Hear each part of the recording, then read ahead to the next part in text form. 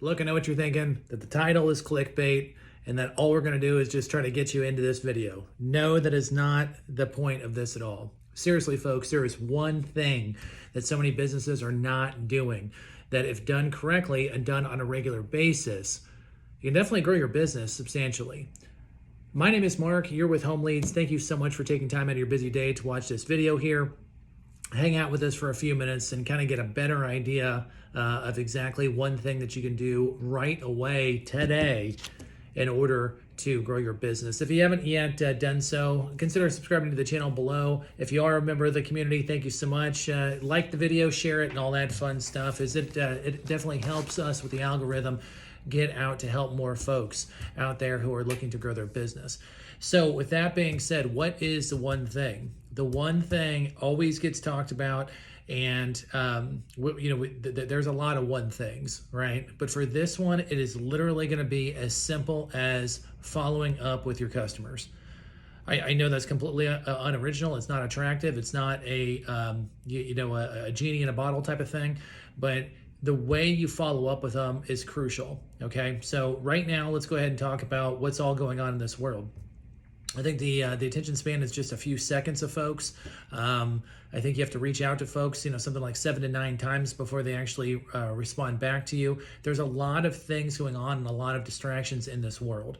So if you're able to consistently follow up with your prospects and don't just write them off as someone who's not going to buy today, but consistently follow up with them and have a system in place to create automated follow-up. This does not necessarily mean you physically having to pick up the phone and call people every single day.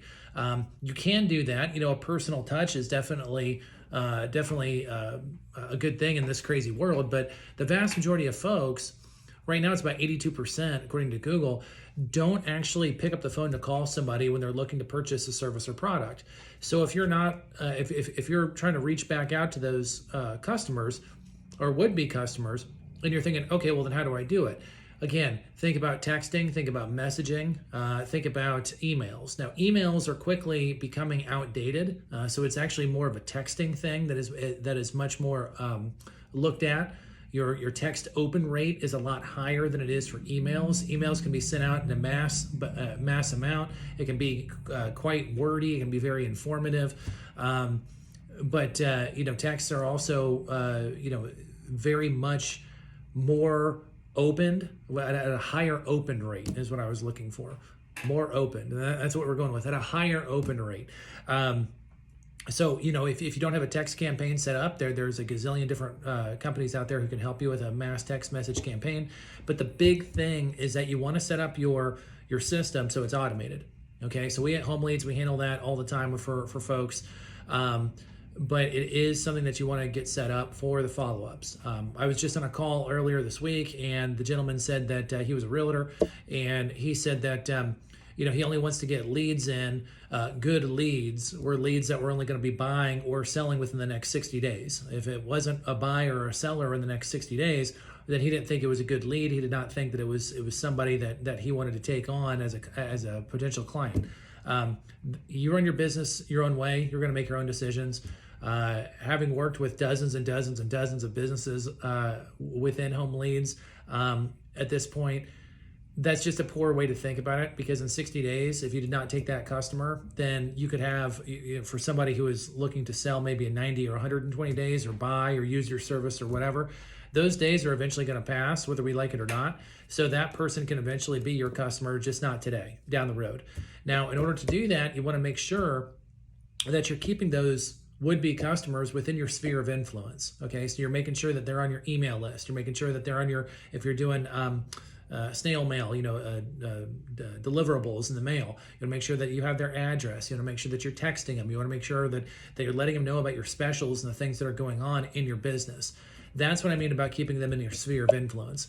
Because if you just have people come in and the only thing you want to work with are people who are ready to buy your service right here, right now, and if they don't buy today and you're trying to do a one-call close and they float out, and then 2 weeks, 2 months, maybe a year, they're ready to use your product or service, if they're not within your sphere of influence, they're going to literally go find somebody else. So always look at doing the follow-up kind of as a long-term game.